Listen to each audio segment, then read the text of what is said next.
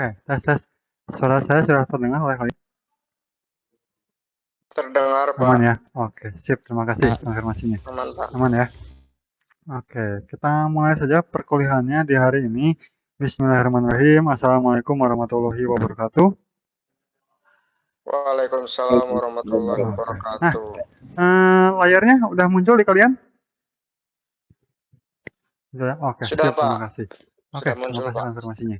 Nah, pertama mohon maaf karena memang di hari Kamis ini kita itu banyak banget gangguannya ya. Pertama ya gangguan karena saya pun juga ada tugas di Unikom, ya di luar dari kelas yang mana tugasnya di hari Kamis. Kemudian juga kemarin libur Natal dan juga libur Tahun Baru itu di hari Kamis sehingga memang cukup jauh nih di mana yang lain sudah pertemuannya udah hampir 12 atau bahkan 13, tapi di sini baru pertemuan 9 kemarin. Itu nggak apa-apa lah. Kita kejar aja di sini karena di sini untuk materi setelah pertemuan UTS itu tinggal sedikit sebenarnya yang harus disampaikan ke kalian. Sisanya memang lebih banyak ke mandiri dari kalian sendiri, artinya entah kalian mencoba ke kasus atau file notebooknya itu saya berikan kalian.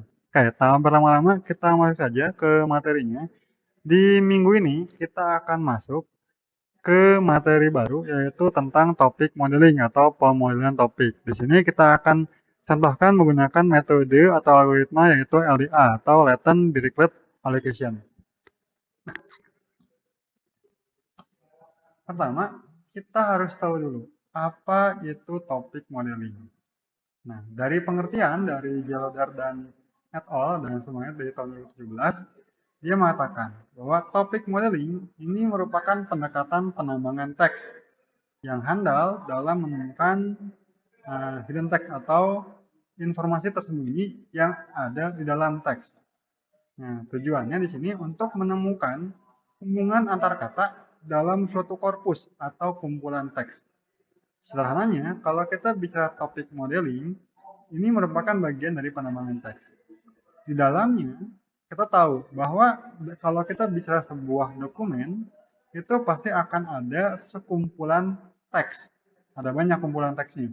Kumpulan kata-katanya pun juga cukup banyak. Nah, di sini kita akan mencari ada nggak hubungan antara kata yang satu dengan kata yang lain. Nah, sehingga kata-kata tersebut mungkin saja ada kaitannya dengan suatu topik tertentu. Nah, ini mungkin sedikit pengertian dari topik modeling. Nah, topik modeling, algoritma yang digunakan biasanya menggunakan pendekatan secara statistik atau statistikal di sini, statistical method. Sederhananya, di dalam topik modeling, kita akan menghitung probabilitas, khususnya probabilitas kemunculan dari kata untuk masing-masing topik dan juga probabilitas topik untuk masing-masing dokumen. Karena di satu dokumen bisa jadi ada banyak topik di dalamnya. Dan di satu kata itu bisa muncul di berbagai macam topik juga. Jadi memang kita akan menggunakan metode statistik. Nah, tujuan akhirnya otomatis untuk menemukan tema atau topik yang umum di dalam kumpulan teks yang besar.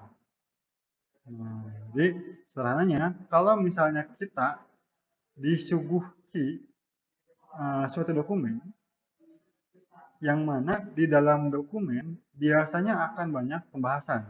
Ya kayak kalian nih misalnya kita dapat buku, di buku kan pasti akan banyak bab atau pembahasan. Nah, dengan topik modeling kita bisa mencari tahu kira-kira dari dokumen tersebut apa aja sih sebenarnya yang akan kita bicarakan atau yang dibicarakan dari dokumen tersebut. Tema apa sih yang ada di dalam dokumen tersebut. Nah, dari situ kita bisa mengetahui kira-kira topik apa yang sebenarnya dibahas di dokumen tersebut. Jadi kita nyari apa yang dibicarakan, nyari tema yang apa yang ada di dalam dokumen, sehingga kita bisa dapetin topik apa yang dibahas di dokumen tersebut. Nah, Topik modeling ini merupakan bagian dari unsupervised machine learning. Nah, ini pernah kita bahas juga ya di materi pengembangan data atau di data mining. Unsupervised learning, salah satunya ada clustering dan juga ada association rule. Itu untuk unsupervised learning. Nah, topik modeling ini pun juga bagian dari unsupervised. Dimana kalau kita bicara unsupervised, dia punya karakteristik yang umum, yaitu labelnya tidak diberikan di awal. Berbeda dengan klasifikasi, contohnya kayak kemarin ya, di kasus kemarin kita melakukan analisis sentimen, analisis emosi, labelnya sudah kita ketahui. Tapi kalau kita bicara topik modeling, labelnya tidak diketahui. Kita tidak berangkat dari label. Nah, tapi kita berangkat dari jumlah topik. Nah, jadi kita menentukan dulu nih, jumlah topiknya berapa yang ingin kita cari. Karena bisa jadi di dokumen tersebut dia membicarakan lebih dari satu topik. Nah, jadi kita cari nih, saya pengen berapa topik nih yang saya cari? Oh, pengen 2. Nah, kita akan cari nih, mungkin nggak akan ada 2 topik di dokumen tersebut. Nah, karena mungkin saja ternyata di dokumen tersebut nggak ada 2, tapi cuma 1. Artinya topik yang terbentuk justru malah tumpang tindih. Nah, nanti pun juga jadi tantangan ya. Pas kalian menentukan jumlah topik yang ingin kalian cari, itu pun juga kalian harus pikirkan. Mungkin nggak sebenarnya ada berapa nih topik yang ada di sana. Kalau saya nyari 3, apakah benar ada 3 topik? Atau mungkin hanya ada 2, di mana topik yang ketiganya justru tumpang tindih dengan topik yang kedua dengan topik yang ke satu. Nanti akan ada teorinya sebenarnya untuk menentukan jumlah topik yang baik. Sama kayak di K-means ya, di clustering, kita bisa menggunakan elbow gitu ya, untuk menentukan jumlah K terbaiknya itu berapa. Gitu. Nah, dengan topik modeling, secara otomatis kita akan menemukan suatu pola yang tersembunyi di dalam korpus atau pembuahan kata. Nah, kita pun juga secara otomatis akan melakukan pengelompokan kata-kata yang memiliki hubungan satu sama dengan yang lainnya. Jadi, kata A dengan kata B ada nggak hubungannya? Kita akan bisa mengelompokkan. Nah, contohnya ya, kalau misalnya kita melihat yang kasus kemarin saya bahas tentang kekalahan timnas, contohnya, di mana di sana kan akan banyak kata-kata yang muncul. Entah kata-kata misalnya timnas yang kalah, jadi ada timnas dan kalah, kemudian ada kata-kata tentang Erick Thohir, ada kata tentang Coach STY, ada kata-kata tentang misalnya apa ya,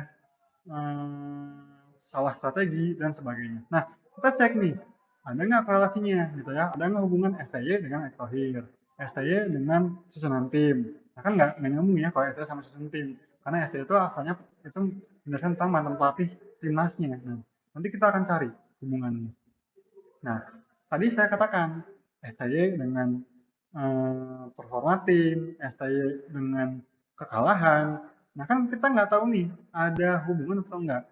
Karena dengan topik modeling, kita akan melakukan yang namanya pola asosiasi atau pengaitkan antara token, yang mana tokennya adalah kata dengan dokumen dengan topik itu sendiri. Jadi ada kata, ada dokumen, dan juga ada topik. Jadi kita akan cari polanya, gitu ya. Kayak tadi misalnya dari STY dengan tim atau dari pemain dengan wasit, ada nggak korelasinya? Itu topik modeling. Jadi dengan topik modeling ya kita akan bisa melakukan ini, gitu. Topik modeling atau pemodelan topik itu dapat digunakan yang pertama untuk apa? Untuk melakukan yang namanya anotasi atau pelabelan terhadap dokumen. Sehingga kita bisa lihat nih, misalnya nih, di dokumen A atau dokumen B, itu sebenarnya dia membicarakan topik apa saja. Oh Pak, dia membicarakan topik A dan topik B. Nah, kemudian secara probabilitas, kira-kira dia lebih besar yang mana? Topik A atau topik B? Nah, kalau misalnya Pak, ternyata topik A yang paling besar. Berarti otomatis dokumen tersebut itu secara umumnya membicarakan tentang topik A. Gitu. Nah, nanti anotasi yang sudah kita berikan ke masing-masing dokumen, kita bisa gunakan untuk mengatur, mencari, atau bahkan sampai kita bisa meringkas dari teksnya. Nah, ini contoh pemanfaatan dari topik modeling. Nanti ada contohnya. Karakteristik dari topik modeling. Pertama adalah exploratory. Namanya gini, ada menemukan, discover, search, pencarian, browse, menjelajah, dan juga dia sifatnya adalah unlabel atau tidak memiliki label. Karena dengan topik modeling, kita bisa menemukan pola pada suatu korpus dengan cara kita menelusuri setiap dokumen untuk menemukan asosiasi antara kata-kata yang ada di masing-masing dokumennya. Nah, kemudian karakteristik yang kedua yaitu adalah clustering, di mana di sini ada cluster of word dan juga ada dokumen collection. Ya, sama seperti clustering menggunakan k-means ya, karena kita akan mencari atau melakukan pengelompokan berdasarkan karakteristik tertentu. Nah, kalau di topik modeling, karakteristiknya yang akan kita cari adalah kedekatan-kedekatan antara kata-kata dengan konteks yang dibicarakan. Jadi kita nyari nih, karakteristik dari kata-kata dengan konten yang dibicarakan di dokumen tersebut. Nah, perbedaan clustering di topik modeling dengan clustering di k-means, clustering di topik modeling sifatnya itu adalah soft clustering. Maksudnya apa? Kalau di k-means, satu anggota itu hanya boleh terhubung dengan satu kelompok. Tapi kalau di topik modeling, satu anggota, dalam hal ini kita bisa sebut kata, itu boleh berada di dua kelompok yang berbeda. Atau dalam hal ini kita sebutnya adalah topik. Jadi bisa jadi topik pemain akan ada kaitannya di topik satu dan ada juga di topik yang kedua. Tapi mungkin secara probabilitas itu berbeda. Ini disebut soft clustering. Kemudian karakteristik yang ketiga adalah latent variable atau ada variabel yang tersembunyi. Nah, di sini otomatis kita akan dapat menemukan tema tersembunyi dari topik yang memang biasanya sifatnya abstrak. Jadi tiga karakteristik ini memperlihatkan ke kita bagaimana topik modeling ini bisa memberikan atau mengilustrasikan bahwa dokumen ini tuh sebenarnya sedang membahas apa. Kan dia kayak bikin summary ya. Kayak nih dikasih paper pas diminta untuk ini memang papernya tentang apa. Nah, dengan topik modeling kita bisa mengetahui, oh paper yang ini tuh dia sedang membicarakan apa, topiknya tentang apa dan sebagainya.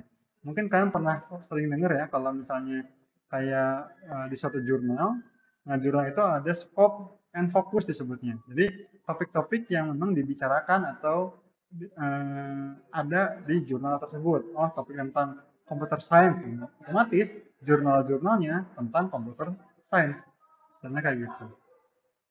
Nah, aplikasi-aplikasi yang menggunakan topik modeling di sini ada beberapa yang bisa kita gunakan. Pertama adalah untuk text classification.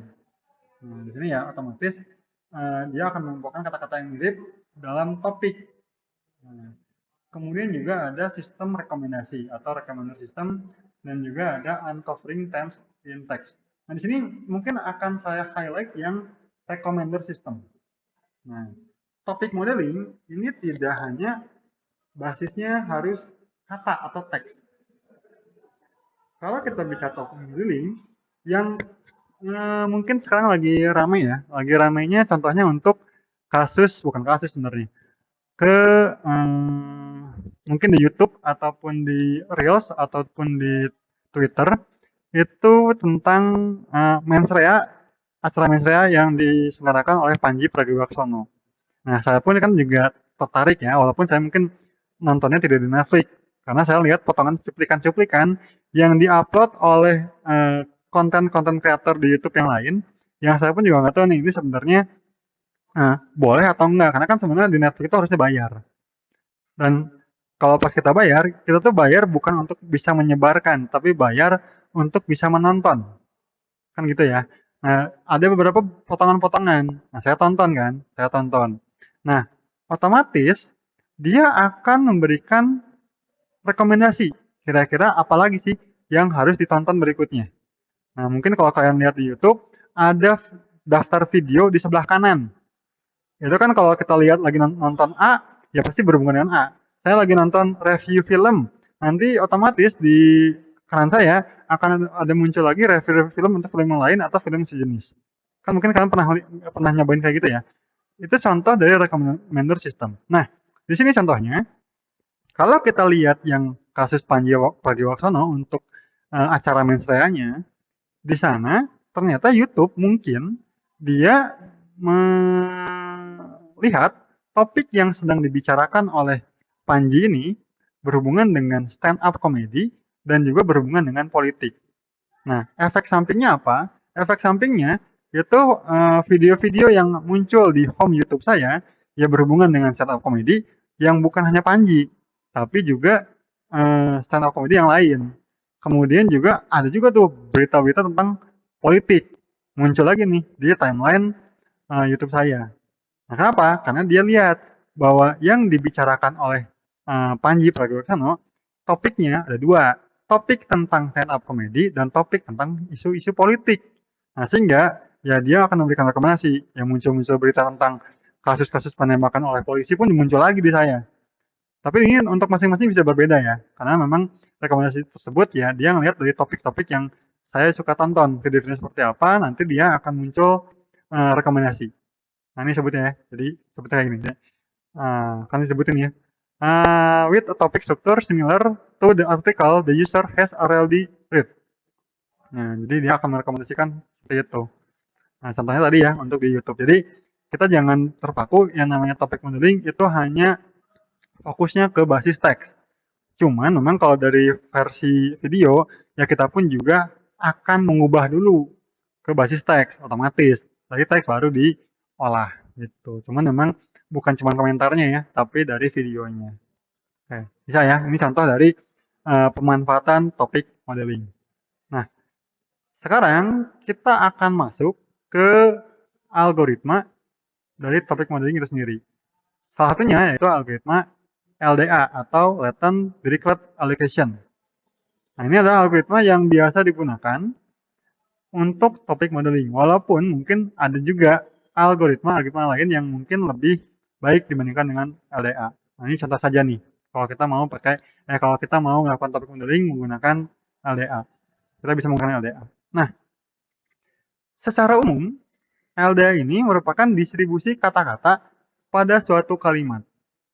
Nah, kalau kita lihat dari teks di slide-nya di sini, LDA adalah model probabilitas generatif yang mengasumsikan bahwa untuk setiap topik itu otomatis ada campuran dari kata-katanya.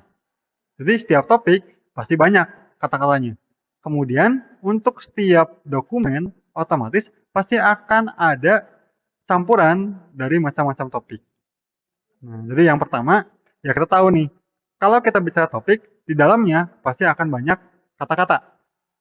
Nah, kemudian kalau kita bicara dokumen, di dalam satu dokumen otomatis mungkin saja akan ada campuran dari berbagai macam topik. Contohnya tadi ya, yang dibicarakan oleh Panji itu menyangkut dengan topik isu politik dengan topik stand up comedy. Ada dua seperti itu, sehingga ya rekomendasi sistem yang diberikan ke saya ya tadi muncul video-video tentang stand up comedy, bahkan sampai ke cara stand up yang baik seperti apa gitu ya, yang bahkan itu mungkin zaman Bukalapak masih ada gitu ya. Nah, itu ada muncul di saya. Kemudian isu-isu politik pun itu juga jadi muncul. Nah, contohnya kayak gitu. Kita bahas yang pertama. Nah, every topic mixture of word atau setiap topik ada campuran dari kata-kata. Contohnya di sini, misalnya kita pengen mencari topik tentang genetik, computation, life science, dan juga anatomy. Di sini kita lihat, kalau kita bicara isu genetik, otomatis akan ada kata gen, DNA, dan genetik. Computation ada data, number, dan komputer. Life science ada life, involved, dan organism. Anatomy ada brain, neuron, nerve, dan sebagainya. Di sini kita harus jadikan perhatian ya, importantly, bahwa memang kata-kata itu dapat dibagi ke berbagai macam topik atau di antara topik, between topik ya. Maksudnya apa? Mungkin saja ada kata yang sama tapi di topik yang berbeda. Contohnya gimana? Contohnya gini. Misalnya mungkin saja kita contohkan misalnya kata mouse atau tikus. Mouse di computation mungkin ada mouse, tapi kan mengarahnya ke tikus untuk mengarahkan pointer. Tapi kalau kita bicara di life science, mungkin saja mouse pun juga ada, tapi mengarah ke mungkin untuk jadi tikus percobaan ya, tikus putih yang jadi percobaan.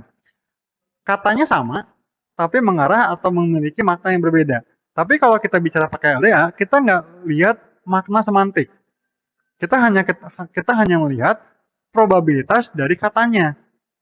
Artinya, mouse ini dia ada di life science dan juga ada di computation. Udah cukup.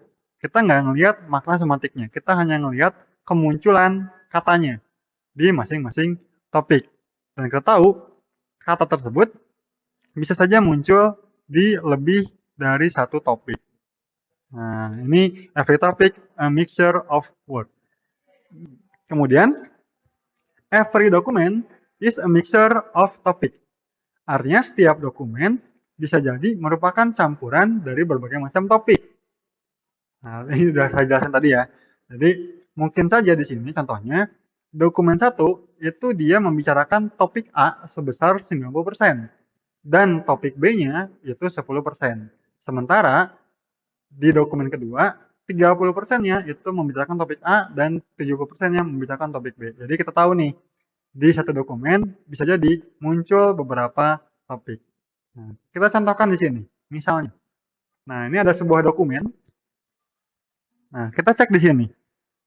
Di dokumen tersebut, kita lihat mana saja nih kata-kata yang muncul untuk topik pertama, yaitu genetik. Mana saja kata-kata yang muncul untuk topik kedua, yaitu computation. Dan mana saja kata-kata yang muncul untuk topik ketiga, untuk life science. Nah, kita cek di sini.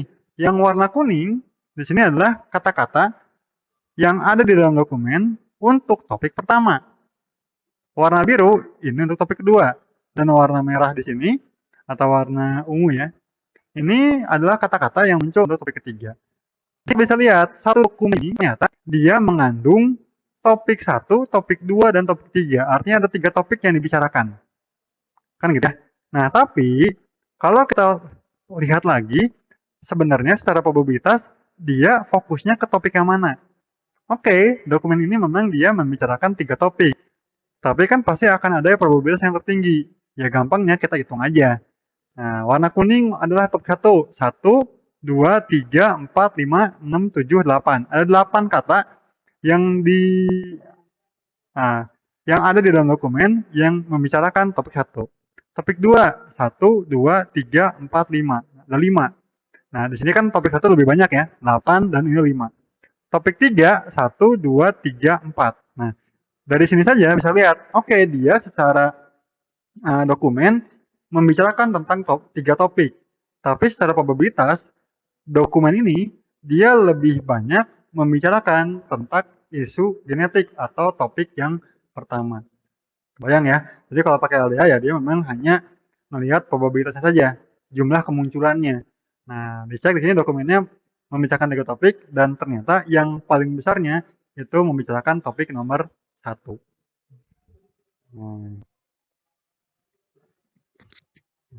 Kita masuk ke algoritma dari LDA-nya. Nah, algoritma dari LDA yang pertama adalah kita akan melakukan yang namanya initialize parameter atau melakukan inisialisasi terhadap parameternya. Nanti akan ada beberapa parameter yang harus kita definisikan terlebih dahulu. Sederhananya sama seperti k-means di mana kita akan menginisialisasi nilai k-nya terlebih dahulu. Nah, kalau untuk LDA akan ada beberapa nilai yang harus kita inisialisasikan terlebih dahulu. Kemudian setelah kita melakukan inisialisasi, kita akan masuk ke random topic assignment atau gampangnya dari kata-kata yang muncul kita akan inputkan dia itu ada di topik yang mana, tapi secara random. Kemudian nanti kita akan lakukan namanya resample topik untuk setiap kata. Nah, kita lakukan proses perhitungan nantinya. Nah, di sini biasanya dia akan selalu repeat. Kenapa repeat? Karena nanti di tahapan the sample topic for each word, kita akan melakukan perhitungan sederhananya gini. Relevan nggak kata A dengan kata B muncul bersamaan? Kayak tadi ya, ada STY dengan performa dengan tim. Nyambung nggak untuk kasus yang kemarin? Nah, kita cek nih, ada perhitungannya, analisis korelasinya, nah, atau nilai koherensinya. Nanti kalau kalau misalnya nggak cocok, mungkin STY-nya kita hilangkan, atau timnya kita hilangkan, atau mungkin permainannya yang kita hilangkan, tergantung. Nanti ada proses perhitungannya. Nanti didapatkan hasilnya, setelah dapat hasilnya, kita evaluasi. Nah, ini tahapan dari algoritma LDA. Kita masuk dulu ke tahapan pertama, yaitu initialize parameter. Di sini ada beberapa parameter yang akan kita masukkan. Pertama, parameter M. Di sini adalah jumlah dokumen yang akan kita analisis. Nanti dari masing-masing dokumen tersebut, kita akan analisis ada berapa kata. Jadi kata-kata yang di dokumen kan ada banyak ya. Nah, kita analisis, kita masukkan berapa jumlah kata-katanya, kemudian berapa topik yang ingin kita cari, kemudian ada namanya concentration parameter. Akan ada nilai alpha dan juga nilai beta. Nah, ini yang akan kita masukkan. Nanti akan saya jelaskan apa itu alpha dan juga apa itu beta. Nah, ini ada beberapa parameter yang harus kita definisikan di awal, gitu ya. Nah, yang paling utama di sini itu adalah jumlah topik, nah, atau K-nya di sini. Nah, K ini harus menjadi perhatian. Ya sama seperti clustering untuk menggunakan k-means ya. Kalau nilai k-means kan nilai K-nya juga sama. Nah, di sini nilai K di sini mengarah ke topik. Nah, kenapa harus jadi perhatian? Karena kalau misalnya kalian ingin mencari 10 topik gitu ya, tapi ternyata topik yang ada sebenarnya kurang dari 10, ya dapat 10 topiknya. Tapi masing-masing topik akan ada kemungkinan saling tumpang tindih. Artinya walaupun ada 2 topik, tapi topiknya sebenarnya sama-sama aja. Gitu loh.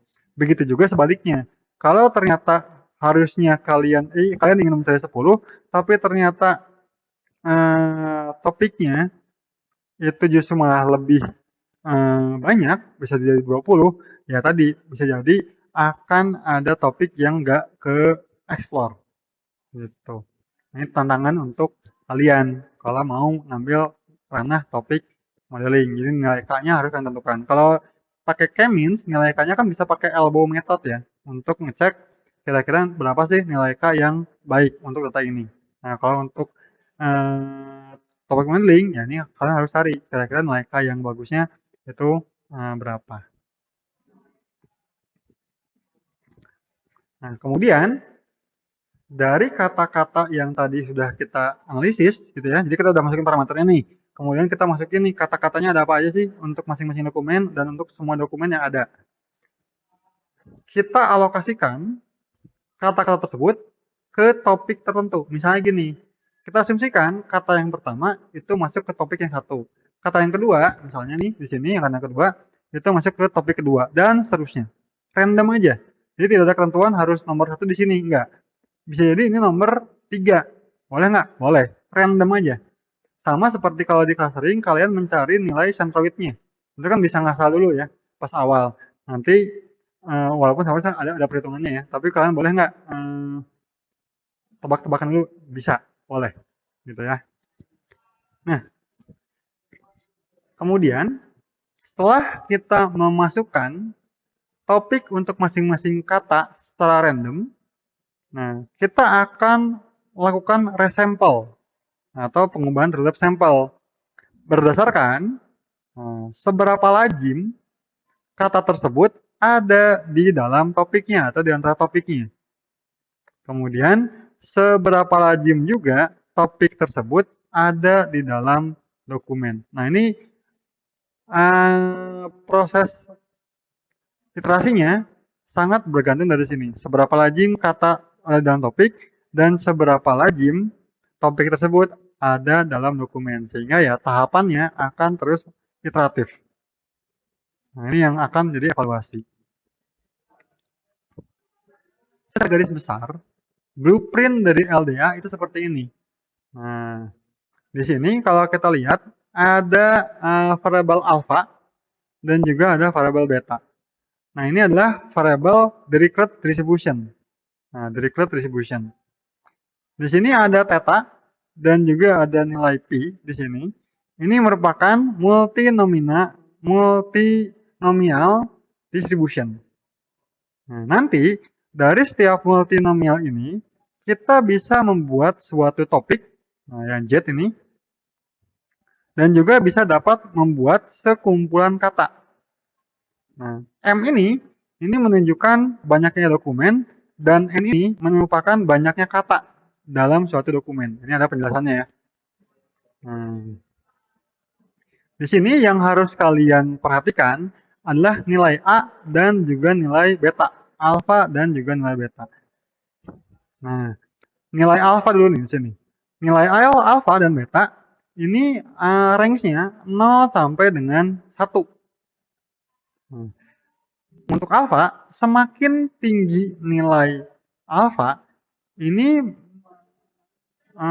semakin tinggi nilai alfa menunjukkan di dokumennya itu terdiri dari berbagai macam topik. Jadi bisa lebih dari satu topik. Kalau A-nya besar, sampai mendekati 1. Kalau sebaliknya A-nya kecil, gitu ya, artinya di dokumen tersebut ternyata sedikit topik yang saling bercampur aduk satu sama lainnya. Artinya ya dokumennya ini ya udah pasti kayak tadi ya, dokumen tadi ada 3 topik. Nah, tapi kalau alfanya kecil, kita mengindikasikan bahwa dokumennya itu hanya ada 1 atau 2 topik, nggak banyak. Tapi kalau A-nya besar sampai mendekati 1, artinya kita bisa bilang dokumennya bisa banyak topik. Nah, begitu juga dengan B atau beta. Beta ini adalah distribusi kata per topik. Artinya gini, kalau semakin besar nilai B-nya, maka kata-kata tersebut artinya bisa jadi tersebar di topik yang lain. Jadi kata A ini bisa di topik 1 dan topik 2. Nah, tapi kalau nilai B-nya itu kecil atau rendah, kita bisa bilang kata-katanya itu sudah spesifik pada suatu topik tertentu. Jadi udah jelas nih, kalau kata pemain itu hanya ada di topik 1. Nah, gitu.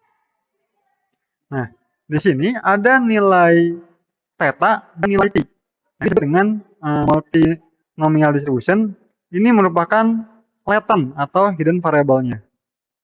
Ini yang harus kita cari dan kita analisis. Untuk apa? Untuk mendapatkan topik yang ideal dan juga kata-katanya. Nah, di sini kalau kalian lihat, ini kan warnanya lebih gelap ya, berbeda dengan lain. Kenapa? Karena memang ini yang akan terus kita analisis. Yang tadi saya katakan, seberapa lazim sih sebenarnya kata ini ada di dalam dokumennya. Gitu. Cocok atau enggak untuk mengarah ke topik. Nah, ini secara garis besar. Nah, secara fungsi matematika ya seperti ini. Nah, ini jangan dulu takut ya. Walaupun mungkin sedikit menyeramkan ya. Nah, bagian kiri ini merupakan probabilitas kemunculan dari dokumen. Nah, di sini untuk bagian pertama, nah ini, gitu ya. Jadi dua bagian pertama ini merupakan Dirichlet distribution, yang dua bagian ini merupakan multinomial distribution. Bagian pertama dengan bagian ketiga ini untuk melihat topik, bagian kedua dengan bagian keempat itu untuk melihat kata. Nah, kita cek di sini. Di sini untuk bagian pertama, di sini kita akan menghitung probabilitas pada suatu dokumen dengan cara mengasosiasikan setiap dokumen dengan topik yang sesuai. Di tahapan ini, kita bisa menghasilkan, kita bisa lihat, ternyata di dokumen tersebut, itu 90%-nya membicarakan topik A, dan 10%-nya membicarakan topik B. Nah, di bagian kedua, bagian sini, Jadi untuk wordnya, ini menghitung probabilitas dari suatu topik dengan kata-kata yang sesuai. Nah, artinya di topik pertama misalnya mengandung kata A-nya berapa persen dan kata B-nya berapa persen. Kemudian topik kedua kata A-nya berapa persen, kata B-nya berapa persen. Ini bagian sini untuk dedicated distribution. Untuk multinomial distribution-nya di sini kita menghitung probabilitas suatu topik berdasarkan nilai distribusi topik dari dokumen. Nah, word-nya di sini yang bagian keempat ini menghitung probabilitas suatu kata untuk diasosiasikan pada topik tertentu. Nah, ini fungsi matematikanya. Nanti mungkin kalian akan lebih jelas kalau di kasus ya, hitungnya kayak gimana. Nanti ada contoh kasusnya kok. Ini tenang ya, jangan dulu takut sama fungsi matematika ini. Nah, hasil akhir dari LDA itu seperti ini. Jadi kita bisa memuat semua topik yang membuat semua kata beserta probabilitasnya termasuk ke dalam topik tersebut. Contohnya di sini ada topik tentang genetik, computation, life science, dan juga anatomy. Dan ini genetik tuh dia ada kata gen, apa lagi nih, DNA, genetik, dan berapa probabilitasnya.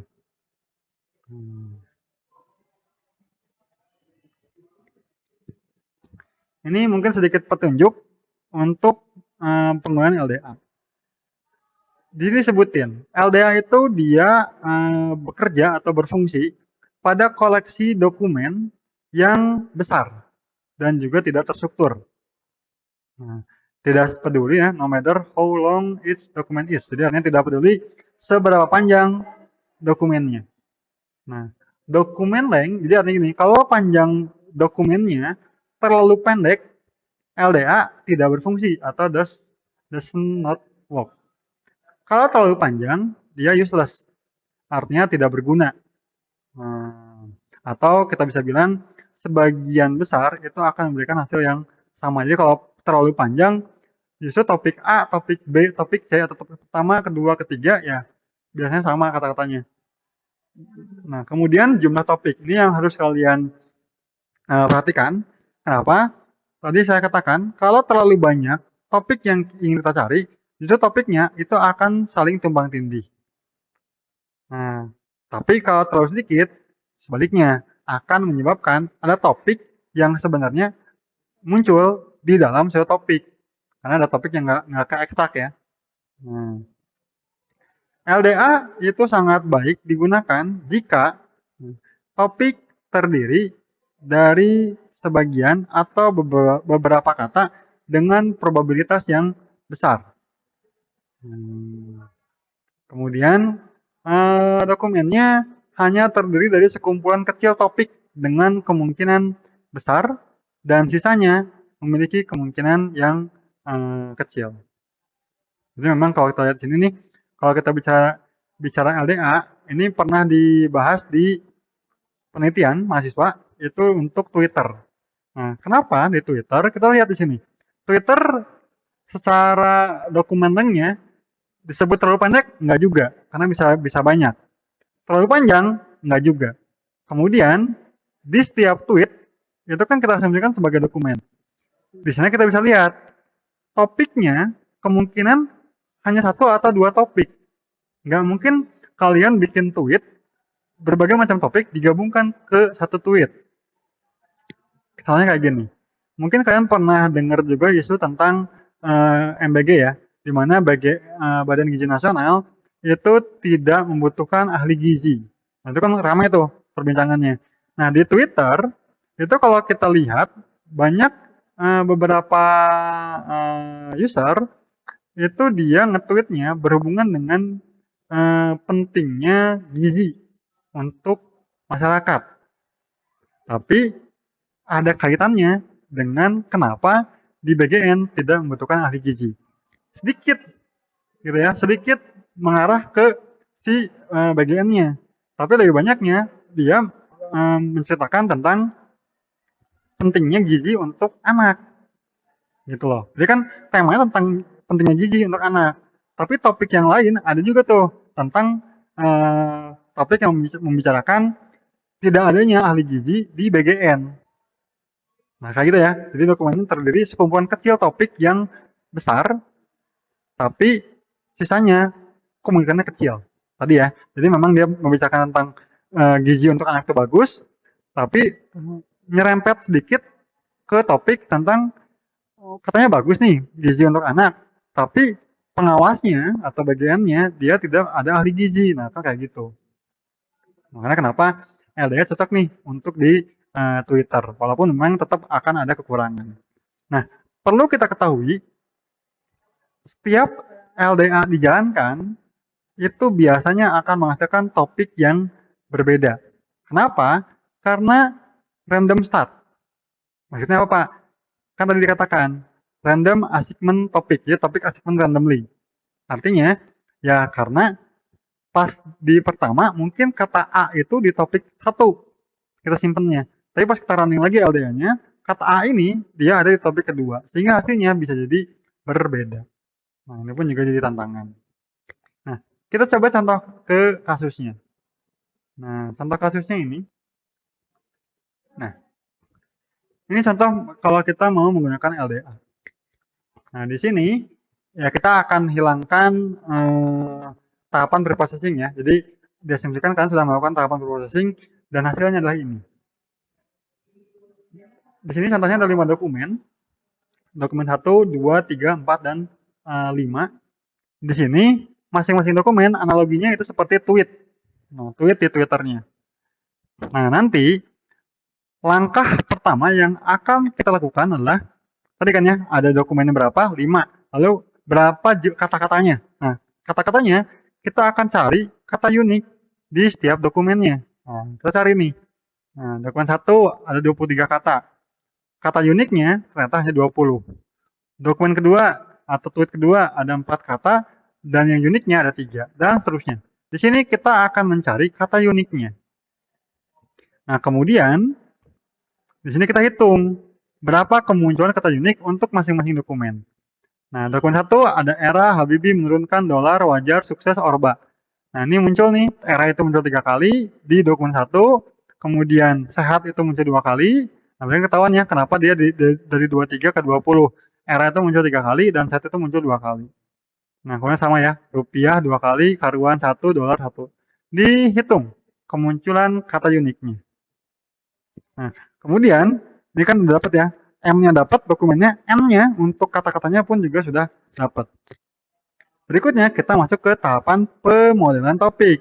Di sini untuk pemodelan topik diawali dengan inisialisasi data dan parameter, menentukan topik yang acak, menghitung jumlah topik pada setiap kata dan dokumen, sampai menghitung peluang setiap topiknya. Nah, di sini contohnya, inisialisasi datanya, ini T-nya kita asumsikan topik yang ingin kita cari adalah 2. Lalu nilai A-nya atau alfanya, ini adalah distribusi topik dalam dokumen. Tadi kan sudah saya katakan, 0 sampai dengan 1. Nah, dimana kalau semakin besar, kita bisa bilang di satu dokumen itu banyak membicarakan topik. Gitu ya. Kalau beta, ini juga sama, 0 sampai 1. Kalau misalnya semakin besar, artinya memang katanya itu tersebar di berbagai macam topik.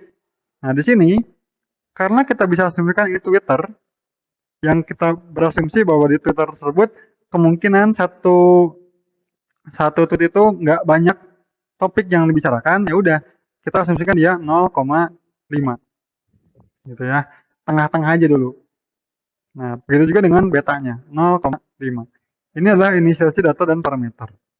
Kemudian di sini tadi yang sudah saya katakan juga di slide, kita akan menentukan topik acaknya. Ya udah, kita tinggal random aja. Nah, kata unik era masuk ke topik 1, Habibie topik 2, menurunkan 1, dolar 2, dan seterusnya. Random aja. Boleh nggak Pak, era ini 2? Boleh, silahkan. Ini random. Makanya kenapa LDA kalau dijalankan ulang, bisa jadi hasilnya berbeda. Karena hasil ininya bisa jadi beda. Kemudian kita akan hitung gitu ya, data topik berdasarkan dokumen. Nah, ini dokumen 1, di topik 1 ada berapa nih?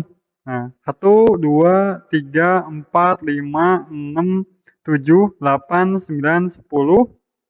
Nah, 10 ya. Nah, masukin tuh topik 10, 2. Topik ketiganya, topik satunya ada 13. Karena kan ini kali 3 ya. Nah, 1 kali 3, 3. 1 kali 2, 2. Jadi ada tambahan nih, makanya kenapa 13. Kalau yang 2, 10 karena sisanya 1. Jadi 13 ini muncul gini ya. Karena ini 1 kali 2, 2. Lalu 3 kali 1, 3. 3 tambah 1, terus seperti itu muncul 13. Dan totalnya 23. Nah, sama semuanya. Gitu ya. Ini kan topik satu 3 dari mana? Ini 2 kali 1 ditambah 1 kali 1 ya. Jadi 3 munculnya. Gitu ya. Ini untuk data topik berdasarkan dokumen. Kemudian data topik berdasarkan kata. Di sini ada kata era, dia cek nih. Kata era itu ada di topik mana aja. Di topik 1 muncul sebanyak 3 kali. Ini ya. Era 3 di topik 1 muncul 3. Di topik 2 ada nggak? Cari topik era di 3. Maaf, era di topik 2. Yang nggak ada ya, kosong. Ya, kita isi kosong. Gitu ya. Jadi kita hitung data topik berdasarkan dokumen dan data topik berdasarkan kata.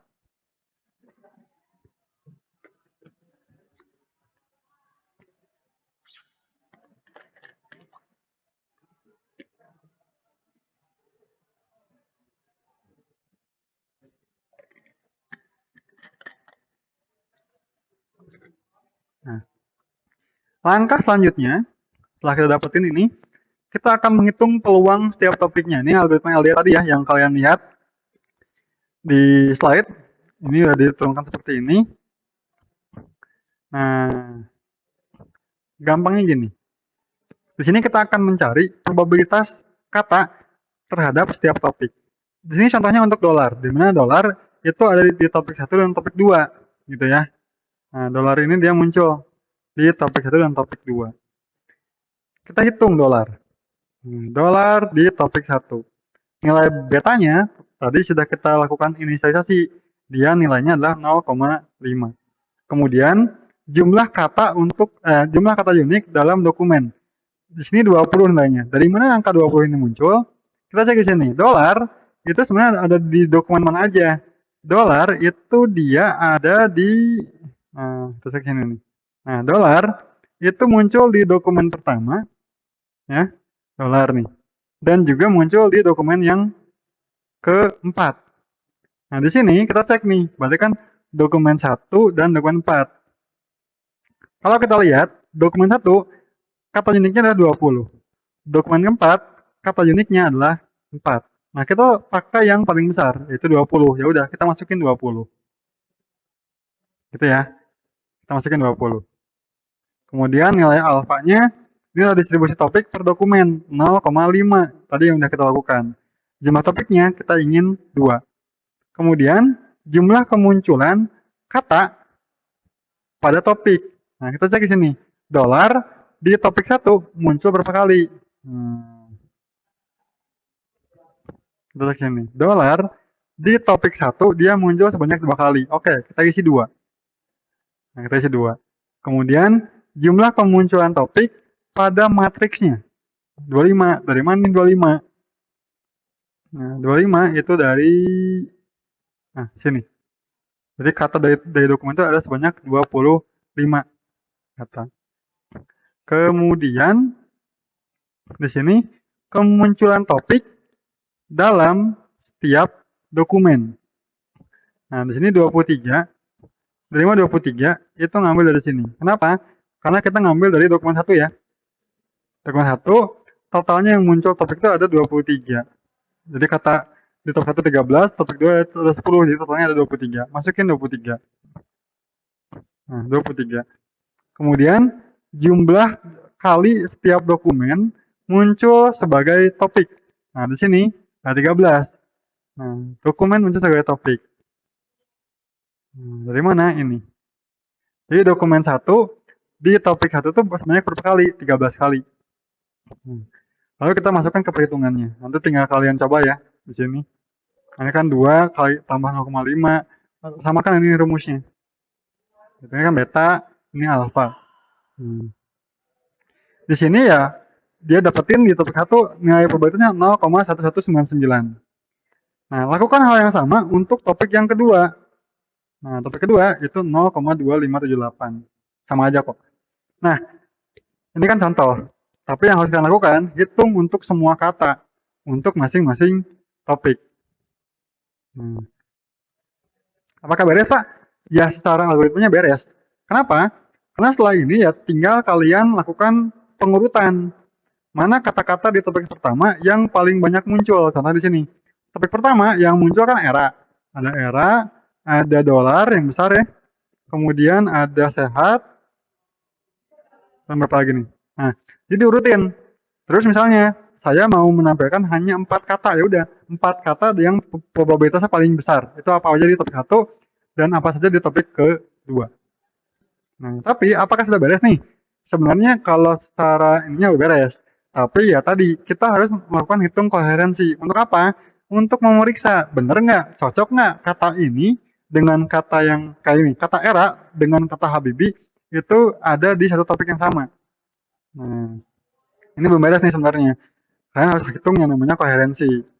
Nah, hitung koherensi untuk melihat relevan nggak suatu kata, kombinasi kata di masing-masing topik. Nah, kita balik lagi di sini. Nah, model evaluation menggunakan coherent score. Skor koherensi ini digunakan untuk memperoleh jumlah topik yang tepat dari kumpulan data. Kemudian skor koherensi tertinggi menunjukkan jumlah topik yang tepat. Topik coherence ini dilakukan kalkulasi atau perhitungan dengan cara membuat perbandingan berpasangan antara kata-kata pada topik tertentu dengan menghasilkan ukuran kualitas dari topik. Nah, tahapannya di sini ada segmentasi, ada probability, ada confirmation, dan juga ada aggregation. Nah, sebenarnya ini sudah pernah dikerjakan oleh kakak kelas kalian ya. Nanti bisa kalian cari di Alip kalau misalnya tertarik di ranah topik modeling. Nah, topik modeling ini sebenarnya kan ada di KKB dan juga ada di KKE. Itu pun juga ada topik modeling. Nah, ini saja mungkin sedikit materi tentang topik modeling. Nah, di sini di LMS pun juga saya sudah berikan notebook di sana ya. Jadi kalian juga sudah bisa ngelihat bagaimana proses perhitungan manualnya dan kalau di notebook kayak gimana. Nah, di notebook sebenarnya kalau kita menggunakan Python, nah ini tahapan awal tuh ini ya. Nah, di sini kalau kalian lihat ini beberapa pustaka yang harus kalian siapkan terlebih dahulu, yaitu ada Gensim, ini untuk topik modeling menggunakan LDA.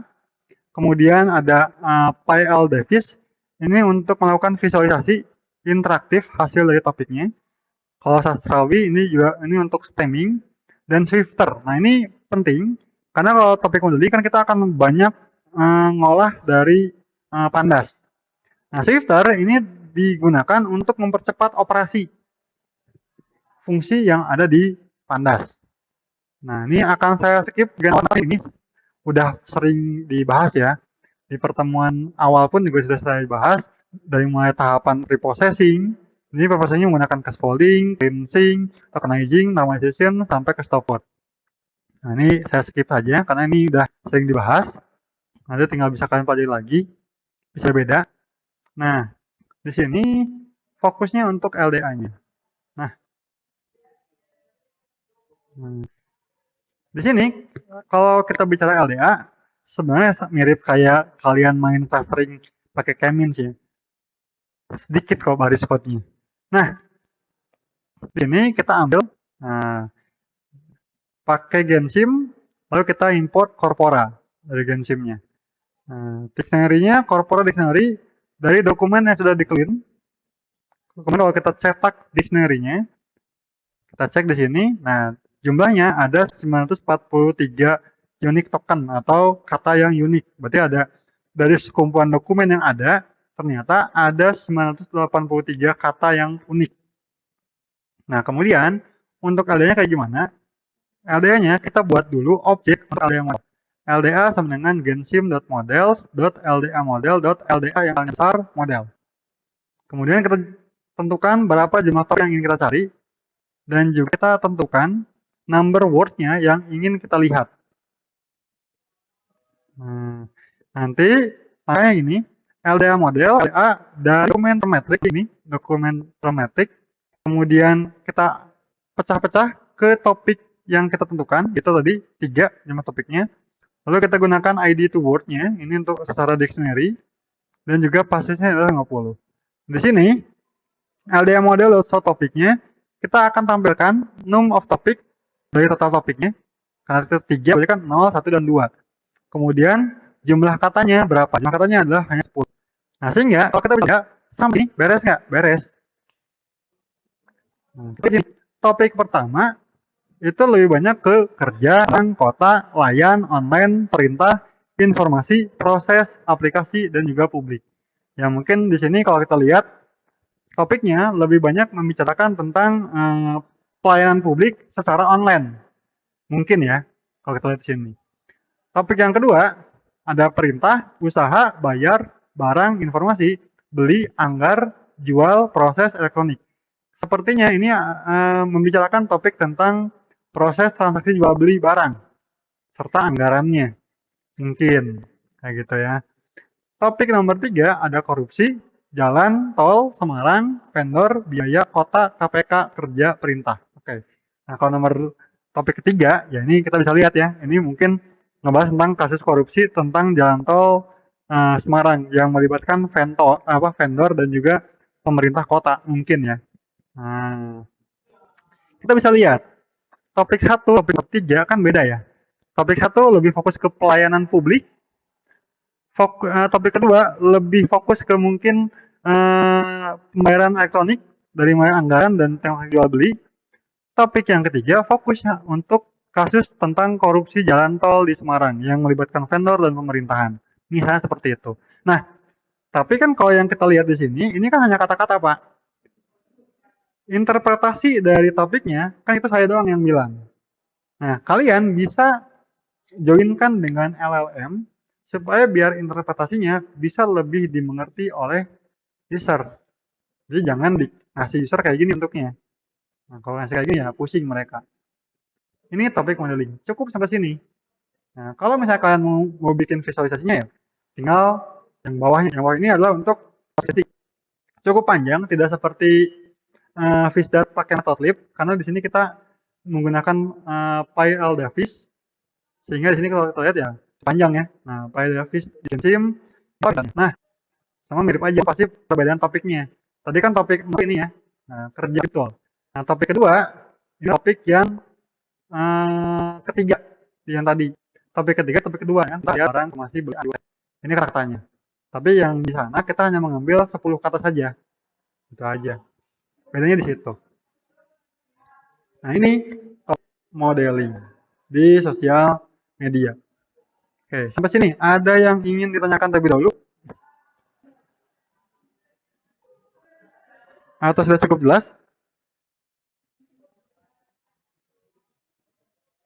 Aman? Aman ya? Oke. Nah, nanti kalian kan sudah saya berikan notebook-nya, kan ya? Notebook dan juga contoh dari selesaikan.